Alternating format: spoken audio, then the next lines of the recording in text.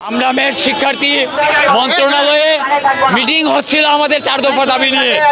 গত 22 তারিখে আমাদের 7 দিনের আলটিমেটাম দেওয়া হয়েছিল, অথচ 7 দিন পার হওয়ার পরেও 4 দফা দাবি নিয়ে কোনো ধরনের সুরাহা হয় নাই। আজকে আমরা শান্তিপূর্ণ আন্দোলন করে আসছিলাম, অথচ সচিবালয়ের সামনে আসার সাথে সাথে পুলিশ আমাদের গায়ে গুলি ছুড়ে বোম মেরে আমাদের মেয়েদের রাস্তা থেকে সরিয়ে দেয়, রাস্তায় ফেলে পেটায়। আমরা আমাদের অধিকারের জন্য এসেছি, আমরা উচ্চ শিক্ষা চাইতে আসছি, আমরা নিয়োগের জন্য আসছি। আমাদের গায়ে কেন হাত দিল পুলিশ? কেন আমাদের মেয়েদের উপর গুলি করলো? এর বিচার আমরা চাই, এর বিচার করতে হবে।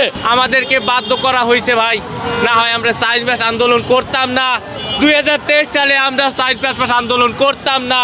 আমরা গরিব মানুষের ডাক্তার, আমরা 200 টাকা ভিজিট নেই ভাই। আমাদের সুষ্ঠু জায়গায় উপসর্গ পদ দেওয়া হোক।